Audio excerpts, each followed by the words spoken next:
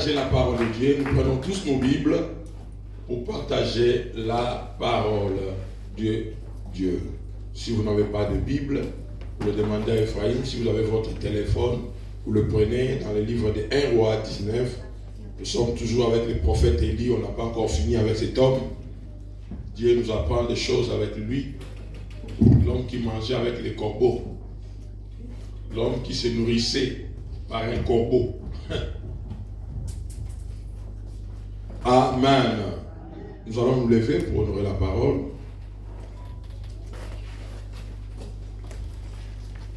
Un Roi 19. Nous allons lire du 1er au 4e verset. 1 Roi 19, du 1er au 4e verset, je lis pour la gloire de Dieu.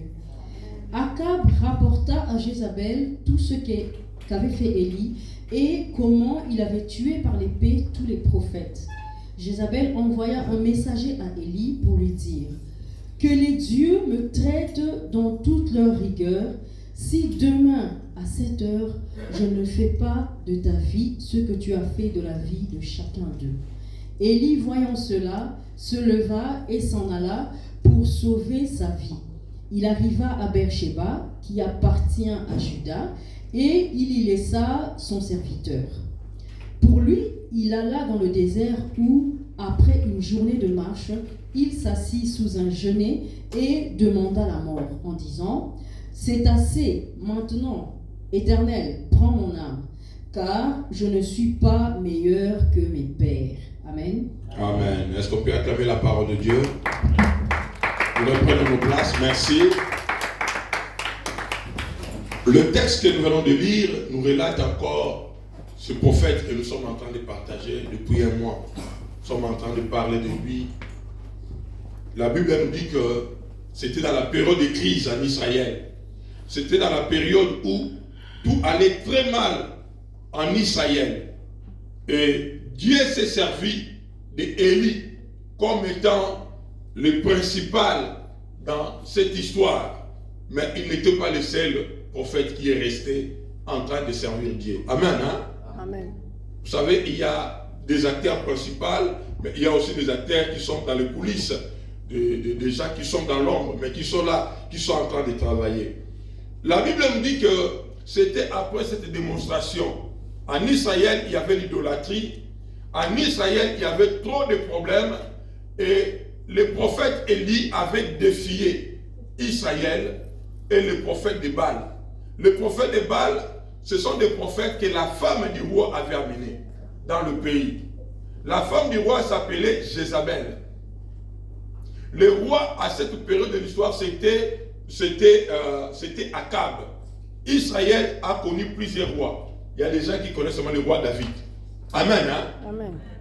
Il y a de ceux-là qui connaissent aussi seulement le roi Salomon. En dehors de ces deux rois-là, il y a d'autres rois qui ont régné. Comme le roi Akab. Il était aussi roi en Israël. Alléluia. Amen. Il y en a qui ont bien travaillé, il y en a qui ont mal travaillé.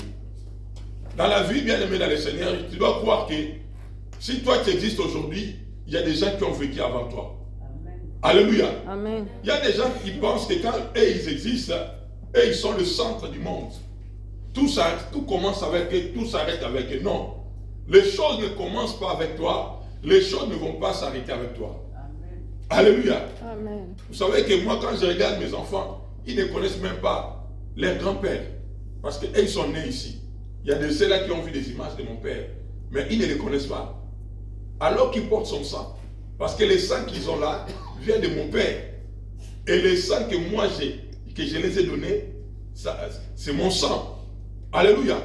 Mais avant mon papa, il y avait aussi un Messie. Alléluia. Donc la vie, c'est des générations, c'est des périodes. C'est pourquoi toi, quand tu es en train d'exister, il ne faut pas trop te prendre la tête. Il ne faut pas croire que c'est toi qui es le sommet de la vie. Alléluia. Donc c'était à la période où ce roi est arrivé au trône. Mais ce n'était pas lui le dernier roi d'Israël.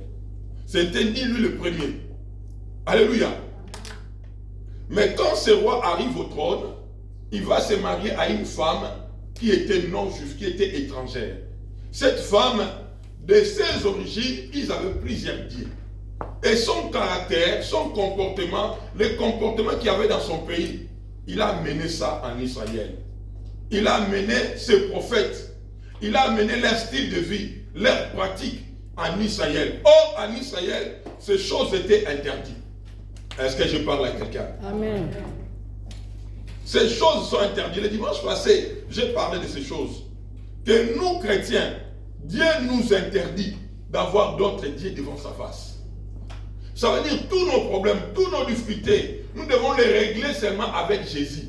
Seul Jésus doit trouver la solution à nos problèmes. C'est Jésus que nous devons invoquer dans nos maisons.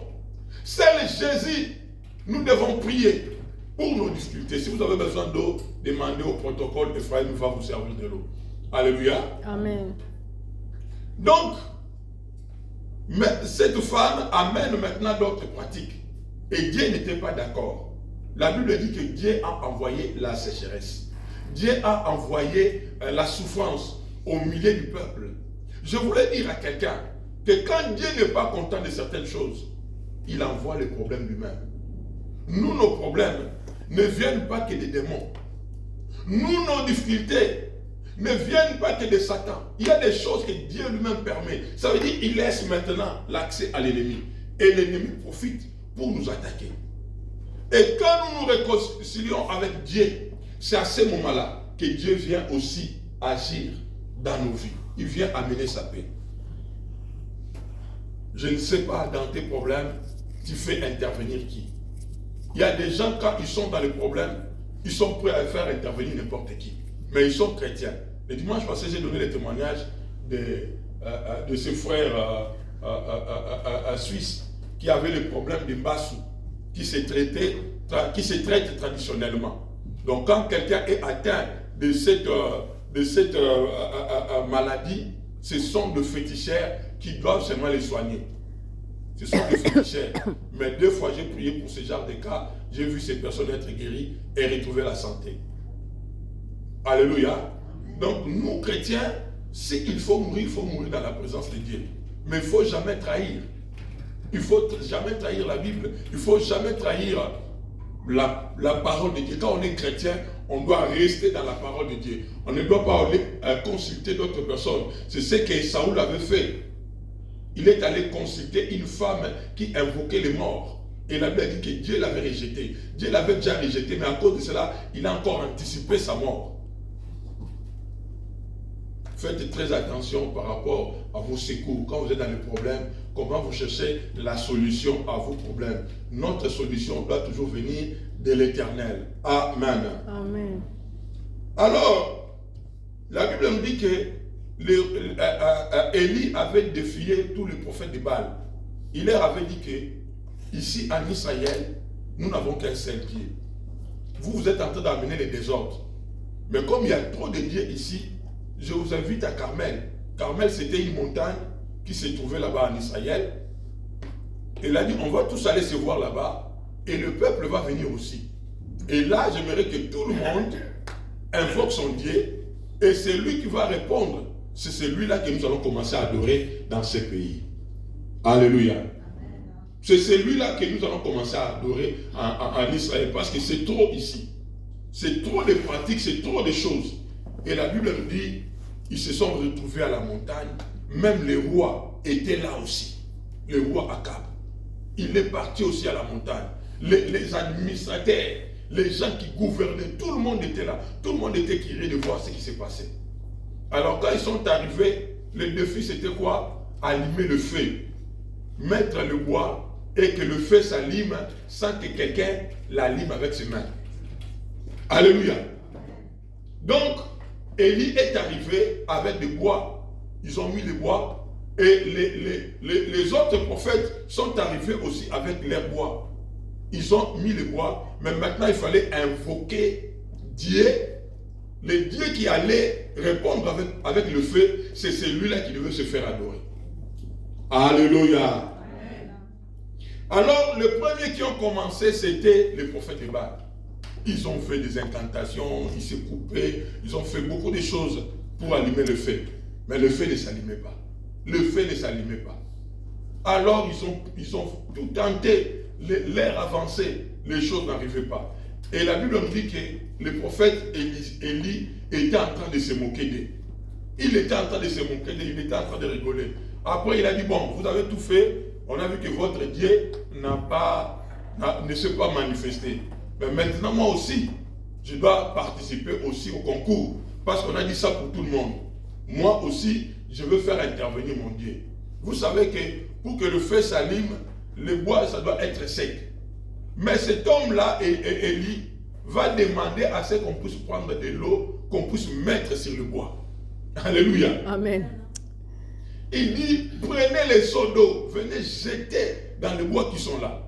Et les gens ont pris de l'eau, ils ont commencé à jeter. Et les gens se disaient, mais qu'est-ce qu'il est en train de faire? Est-ce que l'eau peut agir là où le bois et les bois sont mouillés? C'est vraiment compliqué. Il s'est compliqué la situation. Et la Bible nous dit qu'il a parlé même pas longtemps. Il n'a pas parlé longtemps. Il a juste dit un mot. Et le feu s'est allumé. Et tout Israël a acclamé. C'était un grand défi. Tout Israël a acclamé. Et il a dit désormais. Parce que le prophète qui allait échouer devait être tué. Et les prophètes qui allaient réussir, c'est son Dieu qu'Israël allait adorer. Et la Bible dit que tout le peuple, ils ont commencé à attraper ces prophètes-là. Ils ont dit que ce sont des menteurs, des escrocs. On les a tués. On les a tous tués. On a tué tous les faux prophètes-là. Et maintenant, dans le premier texte que nous venons de lire, quand on dit Akab rapporta à Jézabel sa femme. Donc, le roi qui était dans cet endroit-là, quand il est retourné chez lui, il a maintenant raconté, il a amené les choses qui s'est passé à la montagne parce que la femme n'était pas partie. La femme était absente. Elle a dit, regarde, là on était à la montagne, c'est qu'Élie a fait, tu connais, le prophète était là, qui tient beaucoup là. Lui-même, il a invoqué le feu là. Le feu n'est même pas sorti. Et qu'est-ce que on l'a tué? Ah, on a tué mon prophète. Ah, telle personne là. Oh oui, lui aussi il était là. Lui aussi il a invoqué. Oui, oh, lui-même, on a coupé sa tête. Alors la Bible dit que quand cette femme, tellement qu'il était attaché à ces prophètes-là, donc le prophète de Baal, elle était attachée à ces gens-là.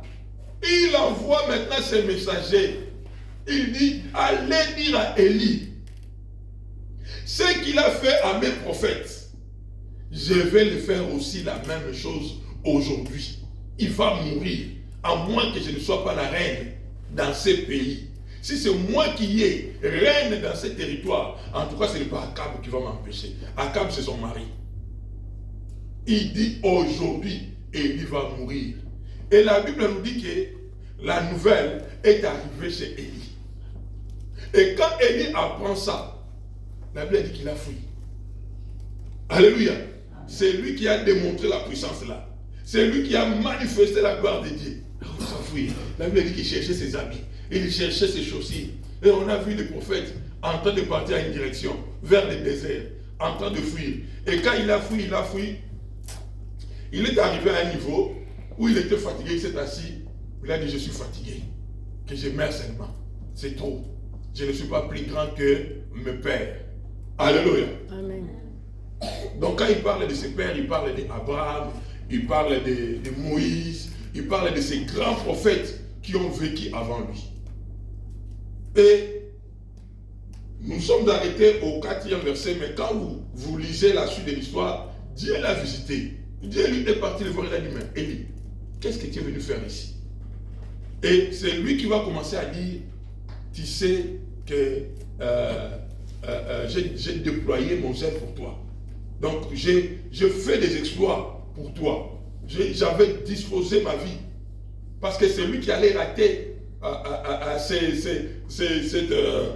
la chose qu'ils avaient, ces concours-là, allait être tué.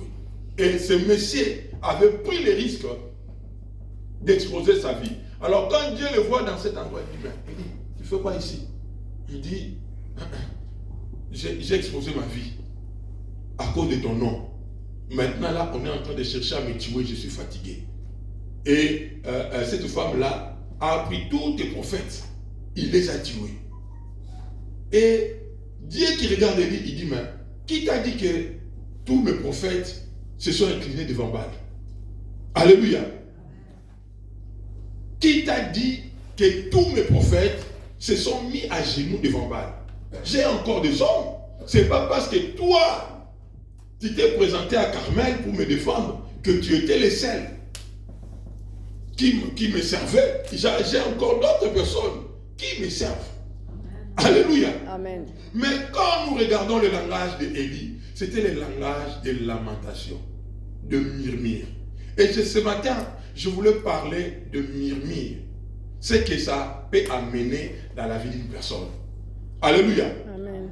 Je rappelle quand même que Élie, c'est cet homme de Dieu, quand il parlait, les choses arrivaient telles qu'il les déclarait.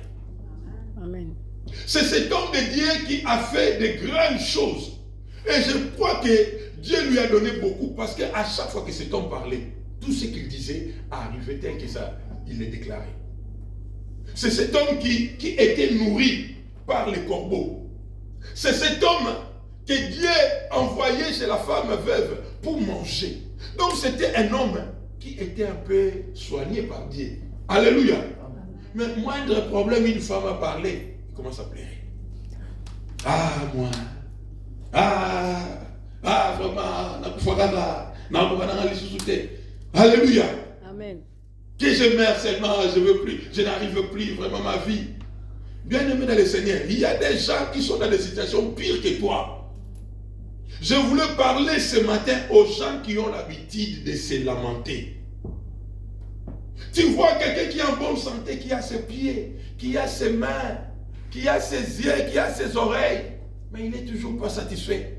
Mais tu vois quelqu'un qui est handicapé, privé d'une jambe, privé d'un bras, privé des yeux, mais en train de rigoler. Alléluia. Amen. Tu vois quelqu'un qui a des enfants, mais quand il entend parler, moi je ne connais pas ma vie, qu'est-ce que Dieu fait ce matin? Maman, pendant que toi tu parles comme ça, il y a des femmes qui sont en train de chercher le fils qu'un enfant. Mais tu les vois en train de rigoler. Pendant que toi tu te plains, il y a des gens qui n'ont pas de maison. Toi tu as une maison, tu te plains. Pendant que toi, tu es en train de pleurer, mais quand tu sors de ta maison, tu as une voiture qui t'attend.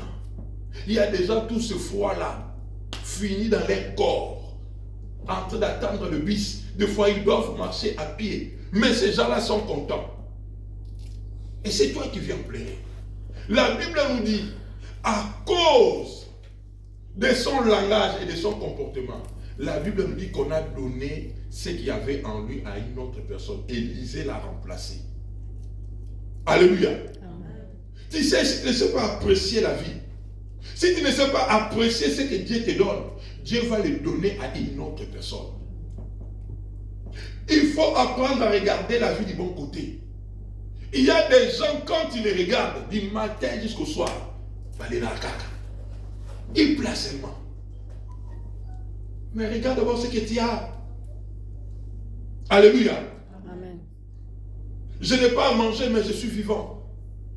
Alléluia. Amen. Je n'ai pas à manger, mais j'ai l'appétit. Il y a des gens dans leur frigo, c'est bien rempli, mais qu'ils mangent. Tu vois la femme du Messie en train de dire, ah vraiment, on ne sait pas, papa. Depuis le matin, il ne mange pas. Il a demandé ça, j'essaie de donner. Ça ne passe pas. On va chercher ça, ça ne passe pas. Mais toi, tu es en bonne santé. Ça veut dire si tu tombes sur un pain, tu vas le vider en fraction de secondes. Tu te plains. Il y a des gens qui vont voir leur chambre, comment c'est aménagé. Mais dans cette chambre-là, il n'y a pas de sommeil.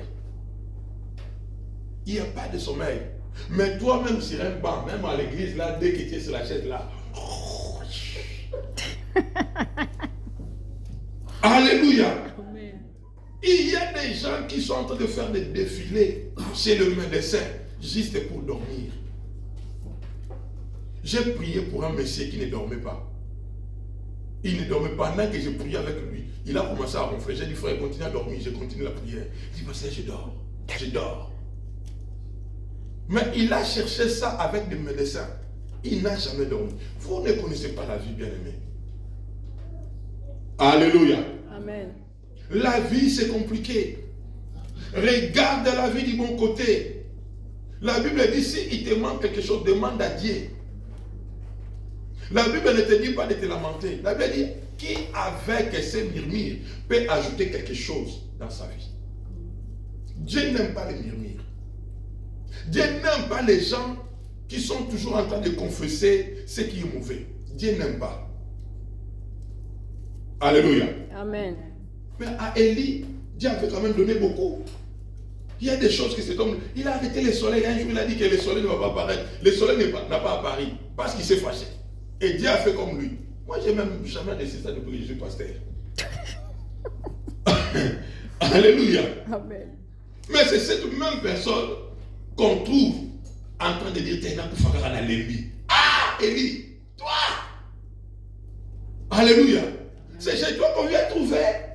Chaque matin, il y a à manger. Tu as une maison, quand tu rentres dans ta chambre, tu ouvres la garde-robe, le super, ça tombe. Mais dans ta bouche.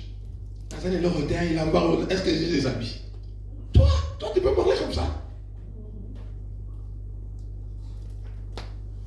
Alléluia. Amen. Maman, arrête de pleurer. Tu amènes la colère de Dieu. Ce que Dieu fait dans ta vie. S'il les donne à cette femme-là qui vend des charbons. S'il les donne à vous savez, au Congo là, je suis parti une fois au Congo, j'ai vu des femmes. Tu regardes son commerce, c'est 20 euros. 20 euros. Mais tu la vois en train d'adorer Dieu à l'église. Tu vas croire qu'elle a laissé une poche dehors. Alléluia. Amen. Mais c'est lui qui arrive avec la voiture, garée devant. Tout ça, elle à la maison, le frigo est rempli, il y a même la nourriture qui doit être jetée parce que c'est périmé. C'est périmé chez lui à la maison parce qu'il n'a pas eu le temps de manger ça. Mais dans la bouche de cette personne, vraiment, je ne comprends pas ma vie. Je ne comprends pas ce qui se passe. Dieu ne veut pas ça. Alléluia. Apprends à élever les seigneurs. Apprends à dire merci à Dieu. Le matin, dis merci à Dieu parce que tu te réveilles, tu as tes pieds. Le matin, apprends à dire merci à Dieu parce que tu peux voir. Il y a des gens qui sont derrière le médecin. Les yeux ne sont en train de devenir que noirs et noirs et noirs. Ils ne voient plus. Tu es déjà tombé malade, tu n'arrives pas à t'habiller toi-même. Tu es déjà tombé malade, tu n'arrives pas à marcher. Vous savez qu'il y a des gens, il est déjà réveillé, mais il dort, il reste au lit, parce qu'il doit attendre l'infirmière pour le lever de son lit. Pour le lever de son lit. Alléluia. Amen. Est-ce que je parle à quelqu'un? Amen. Pendant que toi tu es en train de mépriser le pied que tu as, vous savez ce pied-là, si on te coupe ta jambe pour la remplacer, tu sais combien ça coûte? J'ai une dent là qu'on doit me retirer. J'ai appris le prix là, j'ai dit que ça reste. Alléluia. Amen. C'est lui qui m'a donné ça gratuitement. Mais maintenant, ils vont fabriquer seulement. On va mesurer. On va faire ceci. On va faire cela. Demande maintenant le prix. Éthique à la bombe. Alléluia. Amen. Ma femme est fatiguée, mais on doit faire ton dent là. J'ai dit, oh, c'est quoi ça? Alléluia. Amen. Ça coûte trop cher. Toi, tu as tes pieds, tu te plains. Tu as tes jambes, tu te plains. Tu as tes mains, tu te plains. Tu as tes yeux, tu te plains. Vous savez, il y a des gens qui portent maintenant de perruques. Alléluia. J'ai vu des hommes en train d'aller acheter des perruques, des doudous, on appelle ça comment? Il y a des noms là qu'on appelle ça spécial comme ça. Juste pour faire la coupe comme moi là. Alléluia. Amen. Moi, j'ai des sourires comme ça. Je ne peux pas dire merci à Dieu le matin, vraiment. Vraiment. Alléluia. Amen. Pourquoi tu ne peux pas dire merci à Dieu pour ce qu'il t'a déjà donné? Et il venait de faire une démonstration de puissance. Il a démontré Dieu en Israël. Mais ce qu'il devait faire, il devait élever l'autel à Dieu et offrir de l'holocauste. Parce que Dieu l'avait utilisé. Nulle part, c'est marqué dans la Bible qu'Élie est parti pour dire merci à Dieu. Élie est resté seulement esclave, on a dit on va le tuer. Mais là où Dieu s'est manifesté, lui ne dit pas. C'est comme toi, non? Là où Dieu t'a béni, on n'en parle pas. Là où tu as trouvé du travail, ça tu ne dis pas. Hein? Alléluia. Amen. Hier tu as mangé la nourriture que tu aimes beaucoup manger, ça t'a pris du temps. Tu étais même rassasié, mais tu continues à manger. Ça tu ne dis pas. Ça tu ne dis pas. Alléluia. Amen. Mais quand tu ouvres ta bouche, vraiment, pasteur, vous savez, c'est tout moi là-bas au bureau là. Quand tu commences à parler, c'est ce qui manque seulement. Apprends à dire merci à Dieu. Amen. Alléluia. Oh Seigneur, merci, je me réveille, je peux voir mes enfants. Bien aimé, il y a des parents qui ont enterré leurs enfants. Il y a une amie à maman Tété, qu'on avait tué son enfant au Congo là, il y a eu quelque chose là, un improvis là. Elle a fait ces 4 ans de deuil. Elle pleure sur Internet, elle pleure devant le ministère de Justice, elle pleure à tel point que les gens étaient fatigués d'elle. Dans le début, les gens avaient pitié, vraiment, cette femme. Mais après un moment, les gens sont terribles. Alléluia. Amen. Est-ce que je parle à quelqu'un? Amen. Elle fait des vidéos, elle parle, elle dit des choses à tel point que les gens étaient fatigués. Toi, tu te réveilles le matin, tu peux voir tes petits en train de se réveiller, qui te demandent les Kellogg's. Apprécie, dis merci à Dieu. Amen. Dis merci à Dieu. Il y a des gens qui sont bloqués dans des coins du monde, qui ne peuvent pas voir leur enfant. Il dit, il a envie de serrer son enfant, mais elle ne peut pas. Il ne peut pas, la distance.